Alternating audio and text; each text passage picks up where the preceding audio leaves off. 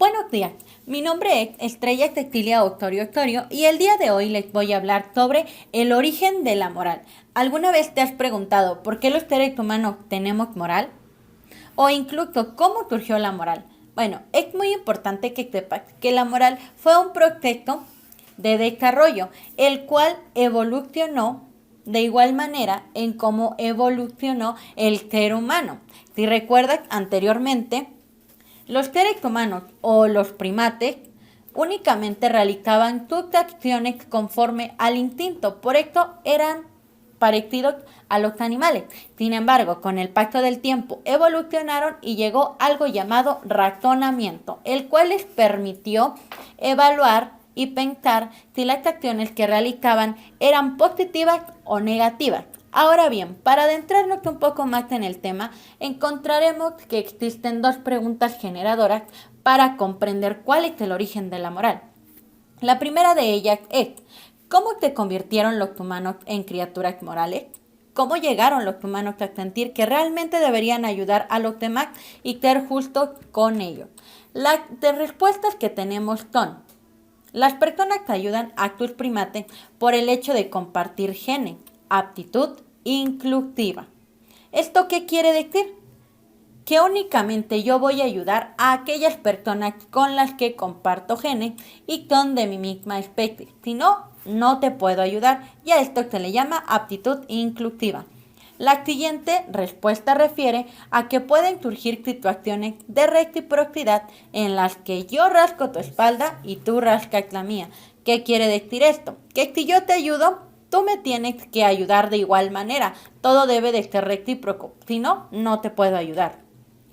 Sin embargo, en muchas ocasiones tenemos una idea errónea de lo que es la moral y tendemos a relacionarlo con algunos conceptos que no tienen nada que ver en realidad con la moral. Ejemplo de esto es la reciprocidad y la amabilidad.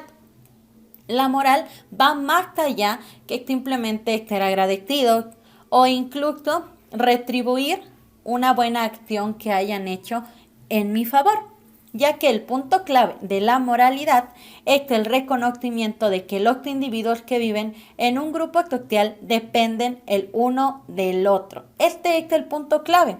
Las acciones que yo haga también pueden favorecerte a ti, ya que formas parte de mi grupo social. Es decir, que todos somos dependientes. Ahora bien, si ustedes recuerdan, en un primer momento les mencioné que la moral fue de la mano con el proceso de evolución del ser humano. Y lo vamos a observar en estas dos imágenes que se muestran. Del lado izquierdo tenemos una imagen en la que podemos observar cómo era la vida anteriormente.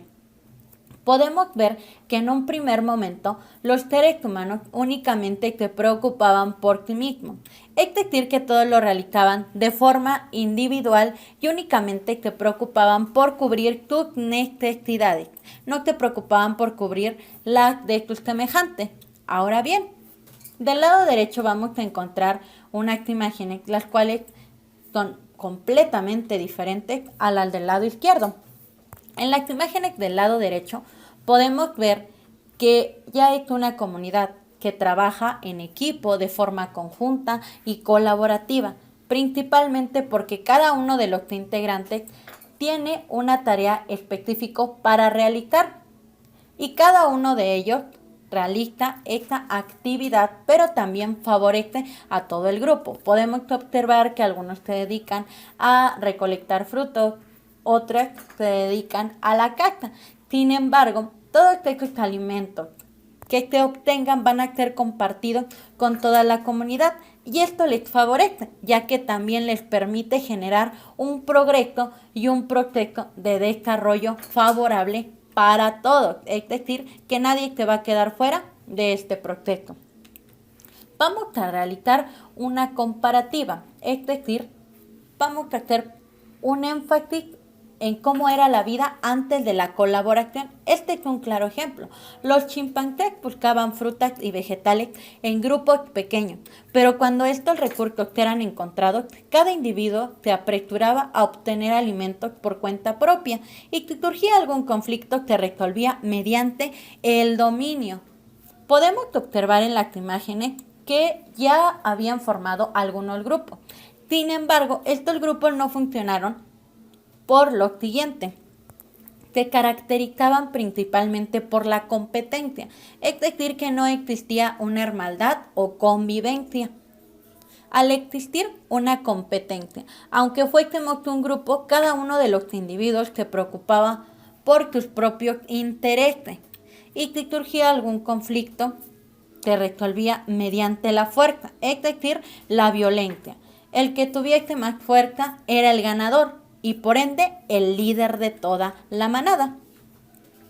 Sin embargo, con el paso del tiempo, la moralidad fue evolucionando y se fue haciendo presente, precisamente por la necesidad de mantener una buena convivencia. A esto se le llamó motivación del cooperativismo, debido a que al surgir algunos grupos o comunidades, se vieron en la necesidad de trabajar juntos para lograr objetivos que tenían en común. Un claro ejemplo es la alimentación. Si todos trabajamos en equipo, podemos obtener los alimentos de forma más rápida y eficiente y a su vez todos obtendremos alimento. Aquí también aparece la organización, ya que era necesaria para poder desarrollar todas estas actividades. Esto está sustentado por algunas investigaciones que se realizaron previamente. Ejemplo de esto es la investigación realizada por el laboratorio en Leipzig, Alemania, la cual investigó el origen del pensamiento humano y la moral y descubrió que en cuanto que comenzaron a asentar los primeros grupos, surgió un nuevo tipo de razonamiento. A esto se le llamó razonamiento cooperativo y se veía impulsado por el sentido de simpatía y justicia. Recuerdan que yo les mencioné que los primeros grupos no habían funcionado debido a que existía una competencia. Esto se debía a que los integrantes del grupo no encontraban características o similitudes o simplemente no se caían bien entre ellos. Sin embargo, al llegar el razonamiento cooperativo se generó la simpatía y esto permitió que tuviesen una mejor convivencia. Sin embargo, esto no fue suficiente, por esto fue necesaria la búsqueda colaborativa. Al desarrollarse la búsqueda colaborativa, damos pauta a tres elementos principales: el respeto, la justicia y la obligación. Estos tres elementos vendrían a marcar una gran diferencia en la forma de vida de estas comunidades, ya que al existir un respeto, una justicia y sobre todo una obligación, la forma de vida se vería mayormente beneficiada, al igual que su convivencia. Ejemplo de esto, la obligación. Si uno de los integrantes del grupo no realizaba las actividades que tenía que realizar, afectaba a todo el grupo y justamente en esta parte entraba el respeto y la justicia. Es decir, que es un ciclo que va de la mano y si alguno de estos tres elementos falla, los otros dos elementos se verán presentes para recordar que debes ser responsable con tus obligaciones. A todo esto que les acabo de mencionar, le vamos a llamar moral de la segunda persona. Quizás te preguntes, ¿por qué moral de la segunda persona y no moral humana? Bien, esto se debe a que como tal no está bien formulado el concepto de moral, principalmente porque únicamente cuenta con dos elementos principales, el respeto mutuo y la equidad, y esto no es suficiente para poder decir que el ser humano tiene una moral, ya que tarde o temprano el respeto mutuo y la equidad se verán afectados si fuesen los únicos pilares. Es por esto que la moral tuvo que seguir evolucionando para poder llegar a los humanos modernos y así poder decir que tenemos una moral. La diferencia entre la moral de la segunda persona y la moral de los humanos modernos radica en lo siguiente. Los humanos modernos detectaron una nueva necesidad. Esta nueva necesidad fue la supervivencia, ya que invasores externos querían conquistar tus dominios e incluso adueñarte de todo tu trabajo. Es por esto que se vieron en la necesidad de unirse para poder sobrevivir y proteger lo que era tuyo. Esto nos llevó a la estructura del trabajo, donde va a existir una organización y una disciplina. La organización fue fundamental, ya que designaba a cada uno de los integrantes del grupo una tarea en específico y cada integrante del grupo debía tener la disciplina para realizarlo, ya que si no afectaría a todo el grupo. Podemos ver que ya tenemos un grupo que tiene características en específico, que tiene necesidades en específico, que tiene objetivos que los unen. Y al tener todo esto, surge algo nuevo, que se llama identidad colectiva. Y a esto se le llama subgrupo. Por identidad vamos a entender que van a ser todas aquellas características que van a definir a los grupos y los van a diferenciar de los demás. Si juntamos todo esto, vamos a generar algo que se llama cultura distintiva, porque cada grupo cuenta con una cultura completamente diferente e incluso única. La cultura es el conjunto de saberes, creencias y pautas de conducta de un grupo social, el cual ayuda a reconocer a los miembros de otros grupos tribales. ¿A qué me refiero con esto? Cada grupo va a tener características específicas, no se van a repetir, por esto vamos a poder identificar a los diferentes grupos que existen por su cultura. Cada cultura tiene un saber, una ideología, una creencia completamente diferente.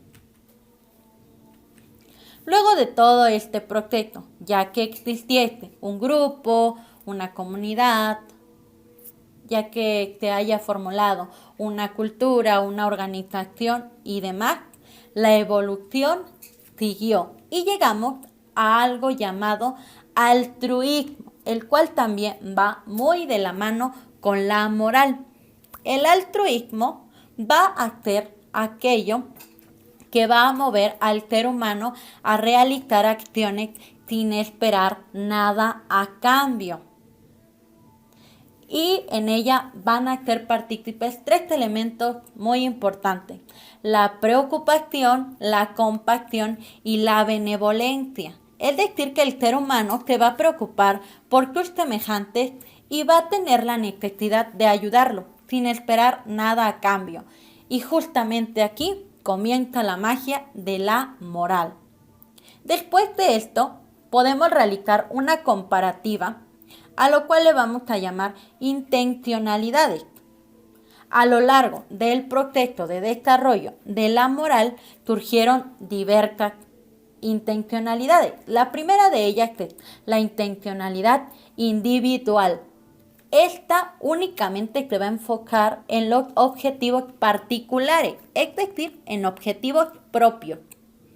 La siguiente es la intencionalidad conjunta, y esta se va a caracterizar por el trabajo en equipo. Después vamos a encontrar la intencionalidad colectiva. Y justamente esta última va a ser la que va a marcar el inicio definitivo de la moral humana. Por lo siguiente, tras surgir una intencionalidad colectiva, se da la formulación de cultura. Al existir una cultura, debe de existir un grupo. Este grupo debe tener una buena convivencia. Para que este grupo tenga una buena convivencia, son necesarias las normas. Y te preguntarás, Pero, ¿qué son las normas? Bueno, las normas son un mandato, una prescripción o incluso una orden que va a autorizar y permitir el desarrollo del comportamiento adecuado de un individuo dentro de una sociedad. Y este comportamiento va a afectar a toda la comunidad. En pocas palabras, las normas van a ser las encargadas de regular mi comportamiento y guiarme para decidir si mi comportamiento es correcto o incorrecto, positivo o negativo. Luego de todo esto, por fin llegamos a la moral humana. ¿Y cuál es el concepto de moral? Bueno, la moral van a ser todas aquellas costumbres y normas que se consideran buenas para dirigir o juzgar el comportamiento de las personas en una comunidad. En pocas palabras es el deber ser. ¿Pero qué es el deber ser? El deber ser es cómo debes comportarte en una sociedad. Es muy importante el deber ser, ya que en una sociedad o comunidad va a generar una reputación y la reputación es lo que piensan de mí e incluso lo que yo pienso de mí. Esto es muy importante porque tiene cierto poder psicológico sobre los seres humanos. ¿A qué me refiero con poder psicológico? Bueno, al realizar yo una acción determinada me van a otorgar un calificativo, el cual me va a hacer diferente de cada uno de los integrantes que están dentro de esta comunidad. Pero mi calificativo puede ser positivo o negativo. Ejemplo, si yo debo de realizar una actividad como recolectar fruto, pero decido no hacerlo, dentro de mi comunidad voy a ser una desobligada o irresponsable. Entonces, cuando pidan una característica que me identifique a mí como persona, dirán que soy una desobligada y esto va a tener un poder psicológico sobre mí, que quiere decir que yo voy a pensar que soy una desobligada por no haber realizado esta actividad y así me van a conocer cada uno de los integrantes del grupo. Por esto es muy importante que debemos cuidar el deber ser y nuestra reputación. Todo esto nos va a llevar a algo que se llaman normas morales. Las normas morales van de la mano con la moral. Precisamente las normas van a ser aquellas que nos van a indicar cómo debe de ser nuestro comportamiento para que éste sea adecuado y también para que nuestras decisiones sean positivas y favorezcan a nuestra reputación y a su vez a este poder psicológico y se convierta en un factor motivador. Muy bien, esto es todo de mi parte. Espero te haya quedado claro qué es la moral y cómo surgió la moral.